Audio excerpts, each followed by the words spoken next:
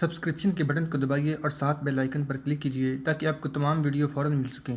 اس video پسند آنے کی صورت میں اسے لائک، کمنٹ اور شیئر کرنا مت بھولیں۔ میں اس یہودی ساحر کو جانتا تھا جسے راٹرک نے اپنے محل میں رکھا ہوا تھا۔ وہ منجم تھا اور وہ غیبدان بھی تھا۔ اس نے راٹرک کو یقین دلایا تھا کہ وہ شکست کی طرف جا رہا ہے، لیکن یہ ساحر اس کی شکست کو فتح میں بدل دے گا۔ مگر ساحر جو واقعی شکست کو فتح میں بدلنے کی طاقت رکھتا تھا، پراسرار طریقے سے مارا گیا۔ اس سے پہلے بھی یہاں ایسے خونچکاں واقعات ہوئے ہیں جن کا آج تک کسی کو بھید نہیں ملا۔ بادشاہ قتل ہوتے رہے ہیں۔ میں آپ کو خبردار کرتا ہوں کہ اپنی عقل اور اپنے ہوش و حواس پر ایک عورت کو غالب نہ کریں۔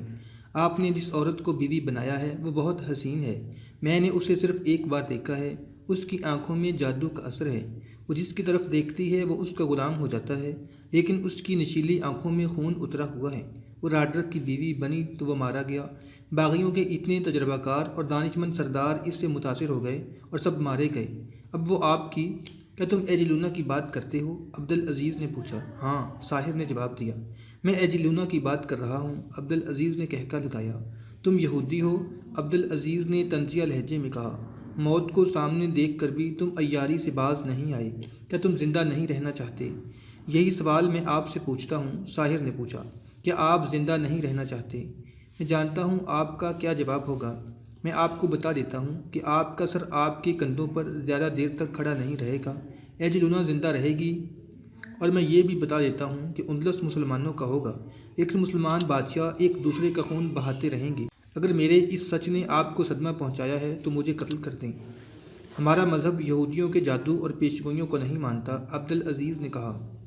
ہم اللہ کو مانتے ہیں، اسی کی عبادت کرتے ہیں۔ اگر میں تمہاری باتیں سن لوں تو میں مشرک ہوں گا۔ یہ مذہب کا معاملہ نہیں سالار، ساحر نے کہا۔ انسان کا کائنات کے ساتھ جو تعلق ہے وہ کسی بھی مذہب کا معاملہ نہیں۔ میں آپ کو اپنی بات نہیں سمجھا سکتا۔ میں نے آپ کو خبردار کر دیا ہے۔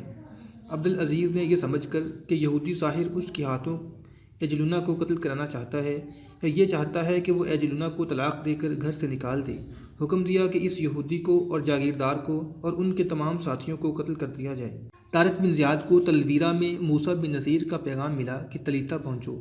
طارق تو جیسے اسی حکم کا منتظر تھا۔ اس نے اسی وقت اپنے محافظ دستے کے چند سواروں کو ساتھ لیا اور طلیطہ کو روانہ ہو گیا۔ اس نے مال غنیمت کی جو قیمتی اشیاء موسیٰ اور خلیفہ کو تحفوں کے طور پر دینے کے لیے اپنے پاس رکھی ہوئی تھیں، وہ اس کے ساتھ خچروں پر لدی ہوئی آ رہی تھیں۔ اب طارق سیدھے راستے سے آ رہا تھا۔ وہ بہت ہی تیز آ رہا تھا۔ اس نے بہت کم پڑاؤ کیے اور کچھ دنوں بعد طلیطہ پہنچ گیا۔ تاریخوں میں یہ واقعہ اسی طرح آیا ہے کہ طارق شہر کے دروازے میں داخل ہو رہا تھا تو موسیٰ بن نصیر کو اطلاع دے دی گئی کہ طارق آ رہا ہے۔ موسیٰ فوراً اٹھا اور ہنٹر ہاتھ میں لے کر باہر نکل آیا۔ طارق نے موسیٰ کو دیکھا تو گھوڑے سے اتر کر موسیٰ کی طرف دوڑ پڑا۔ اس نے اس توقع پر بازو پھیلائے ہوئے تھے کہ موسیٰ اس کی توقعات کو دیکھتے ہوئے اسے گلے لگا لے گا اور اس کا منہ چوم کر اسے خراج تحسین پیش کرے گا، لیکن دیکھنے والوں نے عجب منظر دیکھا اور یہ منظر تاریخ کے سینے پر نقش ہو گیا کہ موسیٰ بن نصیر نے چمڑے کا کوڑا سیدھا کیا اور گھمایا۔ جو ہی طارق قریب آیا، موسیٰ نے پوری طاقت سے کوڑا طارق کو مارا۔ طارق جیسے بے جان بت بن گیا ہو، جیسے وقت ایک مقام پر رک گیا ہو۔ ارد گرد بہت سے لوگ تھے جن کا شور سنائی دے رہا تھا، وہ چپ ہو گئے۔ ایسی خاموشی طاری ہو گئی جیسے درختوں پر چہچہاتے پرندے بھی چپ ہو گئے ہوں۔ نافرمان موسیٰ بن نصیر کی گرجدار آواز نے سکوت توڑا اور طارق کو ایک اور کوڑا مار کر موسیٰ نے کہا، میں نے حکم دیا تھا کہ جہاں ہو وہیں رک جاؤ، آگے نہ بڑھنا۔ موسیٰ نے ایک اور کوڑا مار کر کہا، تم سارے ملک کو فتح کرنے چل پڑے، میرے حکم کی پرواہ نہ کی۔ طارق بن زیاد خاموشی سے کھڑا کوڑے کھاتا رہا۔ موسیٰ بن نصیر اسے کوڑے مارے جا رہا تھا۔ یوں لگتا تھا جیسے موسیٰ درخت کے تنے کو کوڑے مار رہا ہو۔ میں تمہیں سپہ سالاری سے معزول کرتا ہوں، موسیٰ بن نصیر نے فیصلہ سنایا اور اپنے ساتھ کھڑے سالاروں کو حکم دیا، اسے قید خانے میں چھوڑ آؤ، میں اسے آزاد نہیں دیکھنا چاہتا۔ دو سالار آگے بڑھے، ایک اس کے دائیں اور دوسرا بائیں طرف ہو گیا۔ دونوں نے اس کے بازو پکڑے اور وہاں سے لے گئے۔ ہمیں معاف کر دینا ابن زیاد، راستے میں ایک سالار نے طارق سے کہا، ہم حکم کے پابند ہیں۔ امیر موسیٰ کو یوں نہیں کرنا چاہیے تھا، دوسرے سالار نے کہا۔ میں اللہ کے حکم کا پابند ہوں میرے رفیقو، طارق بن زیاد نے صبر و تحمل سے کہا۔ اللہ کا حکم ہے کہ اپنے امیر کی اطاعت کرو، ورنہ میں بربروں کو اشارہ کر دوں تو عربوں کا کہیں نام و نشان نہ ملے۔ مجھے خدشہ محسوس ہو رہا ہے کہ بربر میری اتنی زیادہ توہین برداشت نہیں کریں گے۔ میں اگر قید خانے میں بند رہا تو بربروں پر امیر موسیٰ اور تم میں سے کوئی بھی قابو نہیں پا سکے۔ طارق بن زیاد نے تو خدشے کا صرف اظہار کیا تھا، لیکن یہ خدشہ عملاً سر اٹھا رہا تھا۔ یہ خبر طلیطہ میں مقیم تمام تر لشکر میں پھیل گئی کہ امیر مصر و افریقہ نے آدھے سے زیادہ اندلس فتح کرنے والے سپہ سالار طارق بن زیاد کو باہر میدان میں لوگوں کے سامنے کوڑے مارے ہیں۔ کیوں؟ سپہ سالار کا جرم کیا تھا؟ اس سوال کا جواب کسی کے پاس نہیں تھا۔ کچھ افواہیں تھیں جو لشکر میں گھومتی پھرتی اور ایک دوسرے کی تردید کرتی رہیں۔ طلیطہ کے لشکر میں تقریباً 90% بربر تھے، وہ مشتعل ہوتے جا رہے تھے۔ فوج کا عہدیدار طبقہ تو زیادہ ہی غصے میں تھا۔ طارق تلویرہ میں جو لشکر چھوڑ آیا تھا تقریباً سب بربر تھے۔ طلیطہ کے لشکر میں یہ آوازیں سنائی دینے لگیں کہ جو بربر آگے چلے گئے ہیں ان تک یہ خبر پہنچا دو۔ بغاوت کا سب سے زیادہ خطرہ تو طارق بن زیاد کی طرف سے تھا، جسے اس قید خانے میں ڈال دیا گیا جہاں اس کے حکم سے اندلس کی فوج کے چند ایک جرنیلوں اور ان سے کم درجہ عہدیداروں کو بند کیا گیا تھا۔ وہ سب وہیں تھے اور انہوں نے طارق کو قیدی کے روپ میں دیکھا۔ انہوں نے طارق کا مذاق اڑایا تھا۔ کوئی نہیں بتا سکتا کہ اس کے دل پر کیا گزر رہی تھی۔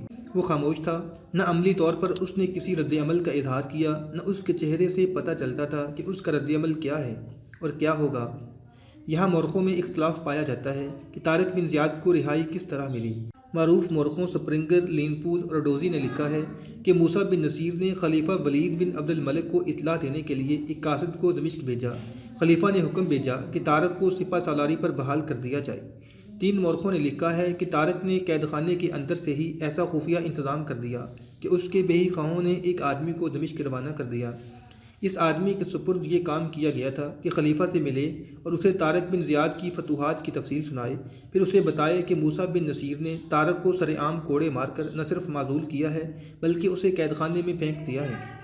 اس آدمی نے خلیفہ سے یہ بھی کہنا تھا کہ طارق کے ساتھ یہ سلوک اس لیے کیا گیا ہے کہ وہ بربر ہے اور موسیٰ چاہتا ہے کہ اندلس میں برتری عربوں کو حاصل ہو اور اندلس کی فتح کا صحرا موسیٰ اپنے سر باندھنا چاہتا ہے۔ ان مورخوں میں سے ایک نے لکھا ہے کہ جس آدمی کو دمشق بھیجا گیا تھا اسے اس کام کی رشوت دی گئی تھی۔ وہ دمشق گیا اور خلیفہ سے طارق بن زیاد کی رہائی اور بحالی کا حکم لے آیا۔ یہ دونوں باتیں غلط معلوم ہوتی ہیں۔ دوسرے مورخوں نے، جن میں کوندے اور سکاٹ خاص طور پر قابل ذکر ہیں، قابل قبول اور قابل فہم دلائل دے کر ثابت کیا ہے کہ نہ موسیٰ نے کوئی قاصد خلیفہ کو اطلاع دینے کے لیے بھیجا تھا، نہ طارق نے کسی کو رشوت دی اور اپنی رہائی کا خفیہ انتظام کیا۔ یہ مورخ کہتے ہیں کہ گھوڑے پر طلیطہ سے دمشق جانے اور واپس آنے میں کئی مہینے لگتے ہیں، لیکن طارق کی معزولی کے کچھ ہی دنوں بعد تاریخ ہمیں بتاتی ہے کہ موسیٰ بن نصیر اور طارق بن زیاد اکٹھے ایک لشکر کی قیادت کرتے ہوئے پیش قدمی کرتے ہیں اور فرانس کی سرحد میں داخل ہو جاتے ہیں۔ یہ تو تسلیم کیا ہی نہیں جا سکتا کہ طارق نے کسی کو رشوت دے کر دمشق بھیجا تھا۔ طارق کے کردار میں کسی غلط حرکت کا نام و نشان بھی نہیں ملتا۔ اس کے کردار کی بلندی کا ثبوت یہ ہے کہ اس نے اپنے امیر سے کوڑے کھا لیے اور چپ رہا۔ اگر وہ غلط حرکت پر اتر آتا تو وہیں بربروں سے موسیٰ بن نصیر کے خلاف بغاوت کرا لیتا۔ بربر غالب اکثریت میں تھے، وہ ایک دن میں عربوں سے ہتھیار ڈلوا کر پورے اندلس کے فاتح حکمران بن جاتے، لیکن طارق نے ایسا اقدام سوچا ہی نہیں۔ ایک یورپی مورخ بازورتھ سمتھ نے عربی مورخوں اور اس دور کی کچھ غیر مطبوعہ تحریروں کے حوالے سے لکھا ہے کہ طارق بن زیاد نے کردار کی بلندی کا مظاہرہ تو کیا، لیکن موسیٰ بن نصیر بھی کردار کا کوئی گھٹیا آدمی نہیں تھا۔ طارق موسیٰ کو اپنا باپ سمجھتا تھا تو موسیٰ طارق کو اپنا بیٹا سمجھتا تھا۔ موسیٰ کا غصہ زیادہ دن نہ رہا۔ یہ معاملہ اس طرح رفع دفع ہوا کہ موسیٰ کو اسی رات اطلاع دی گئی کہ لشکر کے بربر عربوں کے خلاف بھڑکے ہوئے ہیں اور کسی بھی وقت وہ احتجاج کو کسی سنگین کارروائی کا رنگ دے سکتے ہیں۔ یہ خطرہ اس طرح بھی بڑھ سکتا ہے۔ موسیٰ کو بتایا گیا کہ بربروں نے موسیٰ کو برا بھلا کہنا شروع کر دیا ہے۔ اگر کسی عرب سالار، عہدیدار یا کسی بھی عرب نے بربروں کو کوئی ایسی ویسی بات کہہ دی تو خانہ جنگی شروع ہو جائے گی اور غلبہ بربروں کا ہوگا۔ بربر مجاہدین طارق کو اپنا مرشد مانتے ہیں۔ امیر مصر و افریقہ جولین نے موسیٰ بن نصیر سے کہا، آپ کے معاملات اور فیصلوں میں ہم دخل اندازی نہیں کرنا چاہتے، لیکن میں نے اور اوپاس نے جس طرح آپ کی فوج کی رہنمائی کی ہے اور جس طرح اوپاس نے اپنی جان کو خطرے میں ڈال کر گوتھوں اور یہودیوں کو راڈرک کی فوج سے نہ صرف الگ کیا بلکہ راڈرک کی فوج کے خلاف لڑا دیا تھا، اس کے صلے میں ہمیں حق ملنا چاہیے کہ ہم آپ کے فیصلے کے خلاف اپنی رائے دے سکیں۔ قابل احترام امیر، اوپاس نے کہا، اگر عین میدان جنگ میں ہزارہ گوت ادھر سے ادھر طارق کے پاس نہ آ جاتے تو کاولید کی جنگ کا فیصلہ کچھ اور ہوتا، لیکن اس کا یہ مطلب نہیں کہ جنگ گوتھوں نے جیتی تھی۔ فتح بہرحال طارق کی عقل و دانش اور جرأت کا نتیجہ ہے۔ طارق کی جگہ کوئی کمزور جرنیل ہوتا تو اسے اس سے دگنے گوت مل جاتے تو بھی وہ راڈرک کو شکست نہ دے سکتا۔ راڈرک جیسے قائم اور تجربہ کار جرنیل کو طارق بن زیاد ہی شکست دے سکتا تھا۔ آپ ایسے قیمتی آدمی کو ضائع نہ کریں، جولین نے کہا۔ امیر محترم، سالار مغیث رومی بولا، اصل خطرہ تو بربروں کی طرف سے ہے۔ آپ کو اطلاع مل چکی ہے، لیکن یہ اطلاع نامکمل ہے۔ بربر صرف باتیں نہیں کر رہے، یہ لوگ عملاً بھی کچھ کر گزریں گے۔ آپ ان کی فطرت سے واقف ہیں، میں نے ان کی قیادت کی ہے، میں جانتا ہوں کہ میدان جنگ میں انہیں قابو میں رکھنا کتنا دشوار ہوتا ہے۔ یہ لوگ بھاگتے نہیں، پسپائی کی بجائے موت قبول کر لیتے ہیں، دشمن کو سامنے دیکھ کر بولے ہو جاتے ہیں، دشمن کو چیرے پھاڑے بغیر ان کی تسکین نہیں ہوتی۔ میں کہنا یہ چاہتا ہوں کہ یہ بغاوت پر اتر آئے تو آپ سمجھ سکتے ہیں کہ اس کا انجام کیا ہوگا۔ اندلس کی فوج ان کے ساتھ مل جائے گی، پھر ہوگا یہ، نہ ہم رہیں گے نہ بربر رہیں گے، اور ہاتھ آیا ہوا اندلس ہم سے چھین جائے گا۔ میں نے راتوں کو چھپ چھپ کر ان کی باتیں سنی ہیں۔ میں آپ کو خبردار کرتا ہوں کہ طارق کو رہا اور بحال نہ کیا گیا تو بربر عملی اقدام پر اتر آئیں گے، اور میں آپ کو یہ بھی بتا دوں کہ عرب عہدیدار اور مجاہدین بھی طارق کی معزولی پر خوش نہیں۔ میں آپ کو بتانا چاہتا ہوں کہ طارق نے آپ کا حکم کیوں نہیں مانا تھا، سالار ابو ذروہ طریف نے کہا۔ یہ میں تمہاری زبان سے نہیں، طارق کی زبان سے سنوں گا، موسیٰ بن نصیر نے کہا۔ کہ تم یہ سمجھتے ہو کہ میں ان خطروں کو نہیں جانتا جو تم مجھے بتا رہے ہو؟ کہ تم نہیں جانتے کہ اسلام امیر کی حکم عدولی کو معاف نہیں کرتا؟ کہ تم مجھے احمق سمجھتے ہو کہ میں طارق کی فتوحات پر مٹی ڈال دوں گا اور اس کے کارنامے اپنے نام لکھ لوں گا؟ اللہ بہتر جانتا ہے کس نے کیا کیا ہے۔ میں نے آج کے لوگوں کو، کل کے لوگوں کو، ان کے بعد پیدا ہونے والے لوگوں کو اپنے اعمال نہیں دکھانے، اللہ کے حضور اپنا اعمال نامہ پیش کرنا ہے۔ طارق کو آج کا دن اور آج کی رات قید خانے میں پڑا رہنے دو، کل صبح اسے میرے پاس لے آنا۔ ہم نے آگے جانا ہے، آگے فرانس ہے، میں معلوم کر چکا ہوں فرانس کی فوج اندلس کی فوج سے بہت زیادہ بہتر اور بے جگری سے لڑنے والی فوج ہے۔ محترم امیر، مغیث رومی نے پوچھا، بربروں کو یہ دن اور یہ رات کیسے ٹھنڈا رکھا جائے؟ انہیں بتا دو، موسیٰ نے کہا، بلکہ باقاعدہ اعلان کر دو کہ طارق کی سزا یا رہائی کا فیصلہ کل ہوگا۔ مورخوں نے لکھا ہے کہ لشکر میں جب یہ اعلان ہوا تو بربروں نے نعرے لگانے شروع کر دیے، جو دراصل نعرے نہیں بلکہ الٹیمیٹم تھا۔ فیصلہ رہائی کا ہو، ہم طارق کی رہائی چاہتے ہیں، ہم طارق کے ساتھ آئے تھے، طارق کے ساتھ ہی جائیں گے، ہم وہیں جائیں گے جہاں طارق ہوگا، ہم کشتیاں جلا آئے تھے، اندلس کا سب کچھ جلا کر جائیں گے، طارق نہیں تو ہم بھی نہیں۔ موسیٰ بن نصیر کو بربروں کے اس رد عمل سے آگاہ کر دیا گیا۔ اگلی صبح طارق کو اس حالت میں موسیٰ بن نصیر کے سامنے لایا گیا کہ اس کے پاؤں میں بیڑیاں اور ہاتھ زنجیروں سے بندھے ہوئے تھے۔ اسے قید خانے سے گھوڑا گاڑی میں لایا گیا تھا تاکہ اسے اس حالت میں کوئی دیکھ نہ سکے۔ موسیٰ نے پہلا حکم یہ دیا کہ اس کی بیڑیاں اور زنجیریں کھول دی جائیں۔ تم نے میرے اس حکم کی خلاف ورزی کیوں کی تھی کہ مزید پیش قدمی نہ کرنا؟ بیڑیاں اور زنجیریں کھلنے کے بعد موسیٰ نے طارق سے پوچھا۔ وہاں طارق کے اور موسیٰ کے 4 سالار جولین اور اوپاس بھی موجود تھے۔ میرے ساتھی یہاں موجود ہیں، اس لیے مجھے کسی گواہ کی ضرورت نہیں پڑے گی، طارق بن زیاد نے کہا۔ جس وقت آپ کا حکم میرے پاس پہنچا اس وقت اندلس کی فوج میرے لشکر کے ہاتھوں بری طرح شکست کھا کر بھاگ رہی تھی۔ آدھی کے قریب اندلسی فوج میدان جنگ میں کٹی پڑی تھی۔ یہاں کا بادشاہ راڈرک مارا جا چکا تھا۔ بچی کچی فوج قریبی قصبوں اور شہروں میں پناہ لے رہی تھی۔ میں نے اپنے سالاروں سے پوچھا کہ اس صورتحال میں ہمیں اپنے امیر کا حکم ماننا چاہیے یا نہیں۔ ان سب نے یہی ایک رائے دی کہ ہم نے دشمن کا تعاقب نہ کیا تو وہ مختلف قلعوں میں جا کر تازہ دم ہو جائے گا۔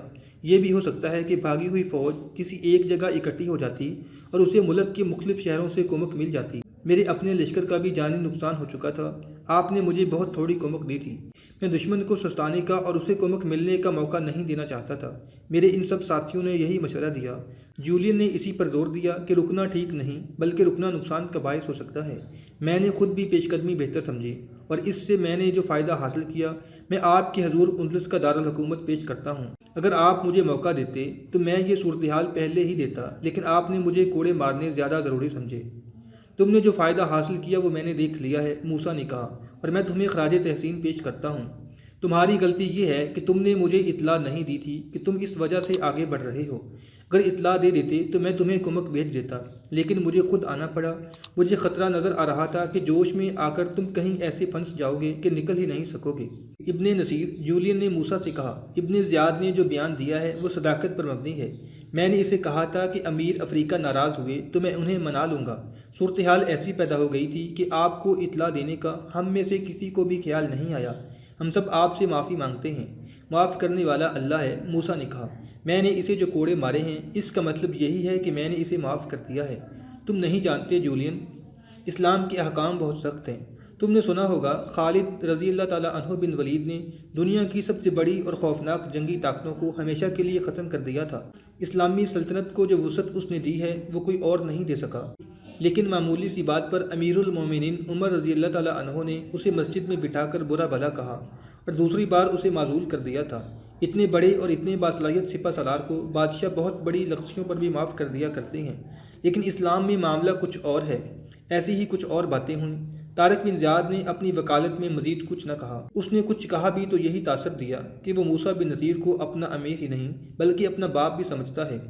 موسیٰ نے طارق کو ذرا اور ڈانٹ ڈپٹ کر معاف کر دیا۔ طارق آگے بڑھا، موسیٰ کا دایاں ہاتھ اپنے دونوں ہاتھوں میں لے کر چوما اور آنکھوں سے لگایا۔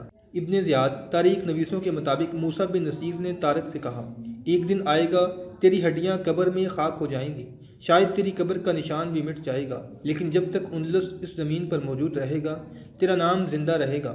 اس خراج تحسین کے بعد فضا ایسی بدل گئی جیسے کالی گھٹائیں چھٹ گئی ہوں۔ ایک یورپی مورخ اور مبصر ارزفرنگ اپنی کتاب فیلکن آف اسپین میں لکھتا ہے کہ موسیٰ بن نصیر کے رویے میں ایسی تبدیلی آئی جیسے طارق بن زیاد اس کا سگا بیٹا ہو۔